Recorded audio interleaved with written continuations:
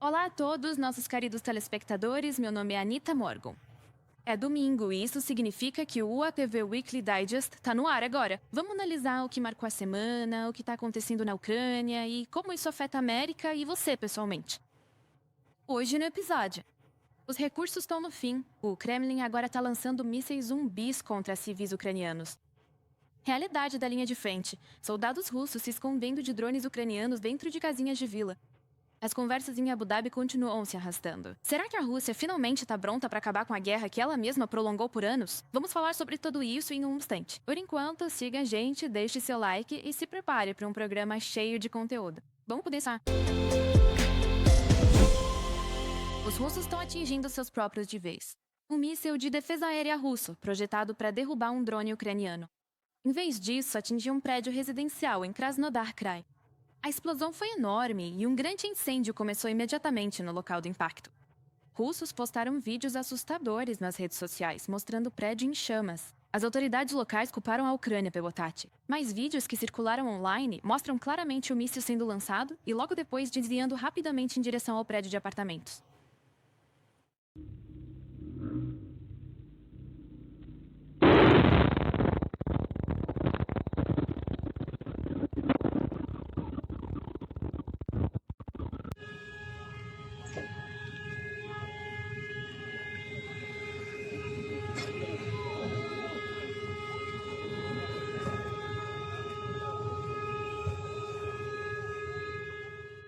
Essa semana foi difícil para os russos. Enquanto aquele prédio queimava em Krasnodar Krai, outra bomba aérea russa caiu em Belgorod. Ela deixou uma cratera gigantesca. Você pode ver fotos disso. O tamanho é realmente impressionante. Por causa do incidente, as autoridades locais tiveram que evacuar quase 2.000 pessoas. Vou acrescentar que só no ano passado, a Rússia lançou 143 de suas próprias bombas aéreas em seu território, ou em áreas ocupadas pela Ucrânia. Na verdade, isso é um progresso para eles. Em 2024, pelo menos 165 bombas aéreas caíram em Belgorod. Normalmente, os russos se recusam a admitir seus fracassos ou erros e tentam encobri-los. Mas às vezes as mentiras ficam óbvias demais. Nessa semana, um tribunal na Rússia admitiu pela primeira vez que a Ucrânia afundou o cruzador. Moscou, o navio que afundou em 14 de abril de 2022, perto da Ilha da Cobra. Antes disso, o Ministério da Defesa da Rússia alegou que um incêndio havia começado no Moskva, fazendo a munição explodir. Na época, o afundamento do cruzador Moskvar, o navio-chefe da frota russa, foi um grande acontecimento. E, considerando o nome dele, isso carregava uma certa ironia também. A Ucrânia se tornou o primeiro país do mundo a afundar um cruzador de mísseis durante uma guerra. O navio foi atingido por mísseis antinavio Neptune ucranianos e sofreu danos graves. Na noite de 14 de abril de 2022, o Ministério da Defesa da Rússia admitiu que o cruzador havia afundado. Segundo fontes ucranianas, uma tempestade impossibilitou a evacuação e apenas cerca de 58 pessoas foram resgatadas dos aproximadamente 500 tripulantes a bordo do Moskva. Enquanto isso, a linha de frente está basicamente estável. Os russos não têm muito do que se gabar. Eles fizeram apenas pequenos avanços em duas direções na região de Donetsk. Lembre-se, a linha de frente total se estende por mais de 3.000 quilômetros. O comando russo basicamente desistiu dos ataques mecanizados e está mandando pequenos grupos de infantaria para a morte. Provavelmente eles esperam que esses grupos consigam se esconder dos drones ucranianos, como esses russos aqui. Por exemplo, eles acharam que um drone não os impediria de se esconder em uma casinha de madeira de vila. Mas os pássaros de ferro ucranianos veem tudo. Com mais de uma dúzia de drones, os operadores ucranianos literalmente vão queimar aquele veículo blindado até virar cinzas. É por isso que o inimigo está mais uma vez recorrendo a táticas de infiltração ou ao uso de grupos de assalto de infantaria pequenos e ultra pequenos. O que, sinceramente, acaba levando a um nível bem sério de perdas no fim das contas. A densidade do campo de batalha sistemas de drones é tão alta que se transforma em uma espécie de safari, chegando ao ponto de mirar em soldados russos individualmente. As perdas russas na guerra continuam aumentando de forma constante quase todos os dias. Como o presidente Volodymyr Zelensky destacou, eles chegaram ao recorde de 35.000 soldados por mês. Compare isso com o ano passado, quando estavam perdendo cerca de 14.000 por mês. O número mais que dobrou. O secretário-geral da OTAN, Mark Rutte, também confirmou, dizendo que Moscou está perdendo cerca de 1.000 pessoas por dia na linha de frente. E isso é só contando os mortos em combate, sem incluir os feridos. E sim, é verdade. Os russos perderam 1.000 pessoas por dia em dezembro, sem ferimentos graves. E isso representa mais de 30 mil apenas no mês de dezembro. Na década de 1980, no Afeganistão, os soviéticos perderam 20 mil homens em 10 anos. Agora perdem 30 mil em um mês. Mas eles prosseguem com seu ataque. Continuam intensificando cada vez mais o ataque, chegando a 30 mil. Ocupantes mortos por mês ainda nem é o limite. O recém-nomeado ministro da Defesa da Ucrânia, o gênio por trás da transformação digital e pai da tecnologia de drones, Mikhail Fedorov, declarou que seu objetivo no cargo é eliminar 50 mil ocupantes por mês. Ele observou que os russos tratam as pessoas como um recurso, mas as carências já são evidentes. Moscou está tentando mobilizar cerca de 40 mil pessoas por mês. Com esse ritmo de perdas, eles podem ficar sem gente bem rápido. Não conseguem conquistar nenhum avanço real nas linhas de frente. Eles recorrem à sua tática favorita, aterrorizar civis enquanto negociações de paz tensas aconteciam em Abu Dhabi. E, pela primeira vez, com representantes da Ucrânia, Rússia e Estados Unidos todos à mesa, Moscou mais uma vez lançou um ataque massivo contra a Ucrânia. Durante a noite, a Rússia disparou mais de 370 drones e 21 mísseis contra o sul. De fora, o ataque parecia um bombardeio frenético e histérico.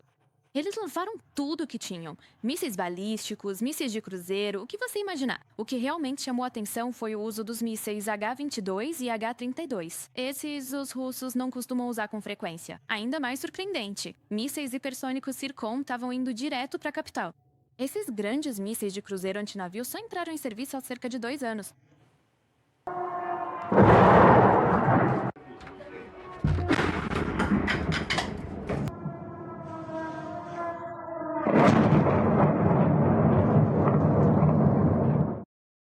Destroços das armas abatidas mostram que a Rússia agora está usando mísseis recém-saídos da linha de produção, fabricados em 2026. Basicamente, novinhos em folha. Como apontou o enviado presidencial ucraniano para a política de sanções, os russos estão fazendo isso não porque estão indo bem. Os estoques deles estão praticamente zerados. Sim, nesta semana, a Rússia atingiu a Ucrânia com o que eles estão chamando de míssil zumbi. Pela primeira vez.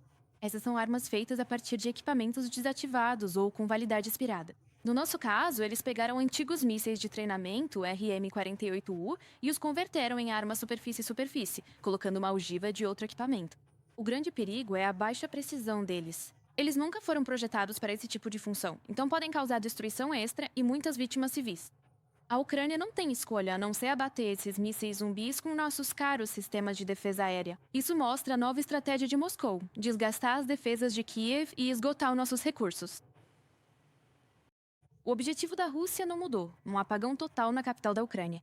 O clima em Kiev está brutal. A temperatura tem ficado em torno de menos 15 graus Celsius ou menos por quase um mês já. Após o ataque durante a noite do dia 24 de janeiro, mais 6 mil prédios residenciais na cidade ficaram novamente sem aquecimento. Muitos outros estão sem eletricidade e água. Moscou está tentando tornar a vida insuportável aqui, na esperança de nos forçar a nos render. Mas, como sempre, eles subestimam a resiliência de um povo que defende sua própria terra. Mesmo com mísseis russos neste frio brutal de fevereiro, os ucranianos mostram força. Em uma usina de aquecimento de Kiev, bombardeios danificaram um cano principal, alagando o local e ameaçando o calor de milhares de famílias. Mesmo assim, mergulhadores do Serviço Estadual de Emergência entraram lá. Eles passaram 6 dias inteiros trabalhando debaixo d'água, em água gelada, com a temperatura do ar caindo para menos 15 graus Celsius. Esses caras consertaram o vazamento em condições congelantes, pararam o alagamento e permitiram que os reparos avançassem. Além disso, em Kiev, o governo e voluntários conseguiram uma ajuda de peso para refeições quentes. Atualmente, 41 cozinhas móveis estão funcionando por toda a cidade, servindo comida quente nos bairros mais afetados, onde energia e aquecimento ainda são irregulares. A primeira-ministra Yulia Svardenko compartilhou a atualização. Tudo isso faz parte de garantir que as pessoas na capital, especialmente os idosos, crianças e quem está preso em casa, não passem fome nem frio. Como destacou o Ministério das Relações Exteriores da Ucrânia, durante a noite, mísseis russos atingiram não só alvos na Ucrânia, mas também a mesa de negociações. Claro, é uma metáfora, mas a ação da Rússia mandou um recado caro. Um país que realmente quer a paz normalmente não bombardeia seus interlocutores enquanto as negociações estão acontecendo. Essas conversas aconteceram em Abu Dhabi, capital dos Emirados Árabes Unidos, e duraram 2 dias. Ainda assim, não foi o suficiente para encerrar as negociações. Estados Unidos. O enviado especial Steve Witkoff classificou as discussões entre as delegações ucraniana, americana e russa como construtivas. Ele disse que elas continuarão na próxima semana. Segundo reportagens da mídia, a próxima rodada está marcada para 1º de fevereiro. O Axios informa que as 3 delegações fizeram avanços impressionantes e se aproximaram de uma possível reunião entre o presidente ucraniano Volodymyr Zelensky e o ditador russo Putin. Dito isso, ainda não foram alcançados acordos finais. As negociações se dividiram em 2 subgrupos, um político e outro militar. O grupo político não fez nenhum progresso. Tudo está travado na questão dos territórios. Os russos querem o controle de partes de Donetsk que eles nem sequer ocupam atualmente, e a Ucrânia Marseillais. O grupo militar Vigor-Sec, no entanto, obteve alguns resultados. O foco principal foi em um cessar-fogo. Ambos os lados concordaram que em uma semana as delegações voltarão com definições por escrito. O que exatamente conta como cessar-fogo? Quais ações seriam consideradas uma violação? Também vale destacar que, apesar de algumas previsões, a ideia de uma trégua energética nem chegou a ser mencionada durante as reuniões em Abu Dhabi. O presidente ucraniano, Volodymyr Zelensky, descreveu as conversas da seguinte forma: é importante que as conversas tenham sido construtivas. Ele agradeceu ao lado americano pelo apoio e cooperação. Agora, ele planeja se reunir com a delegação ucraniana assim que eles se tornarem, para que possam revisar o diálogo com a Rússia em muito mais detalhes e decidir juntos os próximos passos. O principal foco das discussões foi sobre possíveis parâmetros para encerrar a guerra. Agradeço muito o reconhecimento da necessidade de monitoramento e controle americano sobre o processo de encerramento da guerra e de garantia de segurança real. O lado americano levantou questões sobre possíveis formatos para afirmar os parâmetros do fim da guerra e as circunstâncias de segurança necessárias para isso. Alguns veículos de imprensa estão dizendo que os russos foram incomumente educados e amigáveis durante essas conversas. A verdade é que eles já não têm muitas cartas para jogar. Se Donald Trump decidir expor Putin novamente como o principal obstáculo para a paz, a Casa Branca, se realmente quiser, pode simplesmente enterrar a economia russa. Se Putin não aceitar o plano de paz americano, ucraniano ou europeu, então, consequentemente, os Estados Unidos, os europeus e a Ucrânia juntos vão pressioná-lo para que aceite. Utilizando métodos contundentes ao fortalecer as forças armadas da Ucrânia e suas capacidades na linha de frente, assim como por meio de pressão econômica, sanções, sanções tecnológicas e todas as outras ferramentas possíveis de influência jurídica internacional sobre a economia da Federação Russa e seus mercados externos, que atualmente financiam pelo menos toda a guerra e, na realidade, mais da metade do orçamento da Rússia terrorista. As conversas em Abu Dhabi foram precedidas por uma reunião entre os IA. O presidente Donald Trump e Volodymyr Zelensky no Fórum Econômico Mundial em Davos. Durou 1 hora e ambos os lados ficaram satisfeitos. Aliados de Zelensky disseram que foi das melhores até agora. Trump estava bem-humorado. Ainda assim, os líderes não deram coletiva conjunta. Fizeram apenas breves comentários.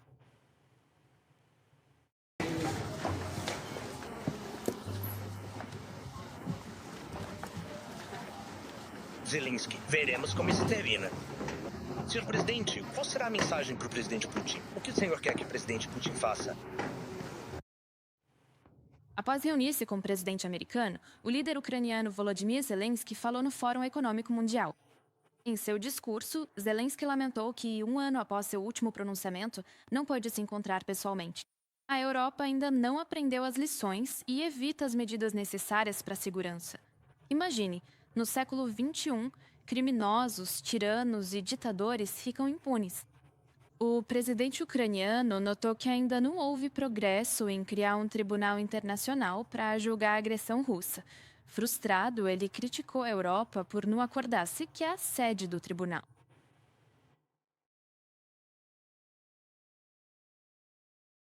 E este já é o 4º ano da maior guerra na Europa desde a Segunda Guerra Mundial. E o homem que começou tudo isso não só está livre, como ainda está lutando pelo seu dinheiro congelado na Europa.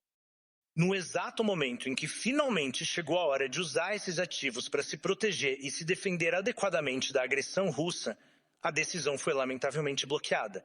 Putin conseguiu alcançar esse objetivo, sim, ele conseguiu parar a Europa inteira, infelizmente. Volodymyr Zelensky deixou claro que a Ucrânia está fazendo tudo o que pode para transformar a coalizão dos dispostos em uma verdadeira coalizão de ação. Ele apontou que a Europa adora falar sobre o futuro, mas evita realmente fazer qualquer coisa. Por que Trump consegue parar os petroleiros da frota fantasma e apreender o petróleo deles enquanto a Europa não consegue? Nesse momento, a Europa basicamente só está torcendo e rezando para que a OTAN intervenha se o perigo aparecer. O presidente ucraniano deu um exemplo revelador. Os europeus enviaram apenas cerca de 30 soldados para a Groenlândia.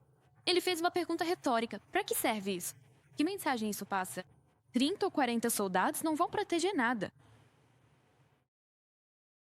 Já disse isso antes e vou repetir. A Europa precisa de forças armadas unidas, forças que realmente possam defender a Europa. Hoje, a Europa depende apenas da crença de que, se o perigo vier, a OTAN vai agir.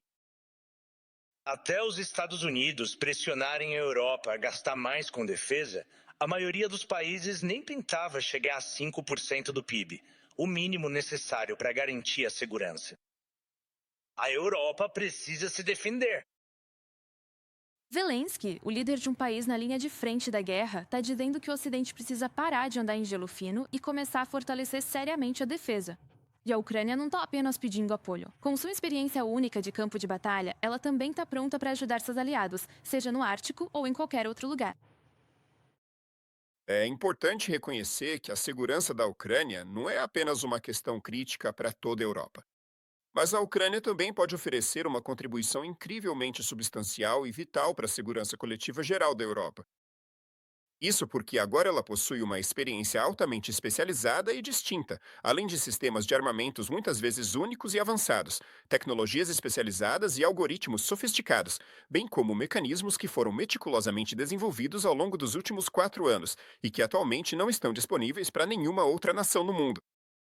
E quando analisamos esse cenário mais amplo dos desenvolvimentos e experiências ucranianas em andamento, os exércitos europeus parecem cada vez mais obsoletos e despreparados para as novas formas de guerra que agora definem o conflito entre Rússia e Ucrânia.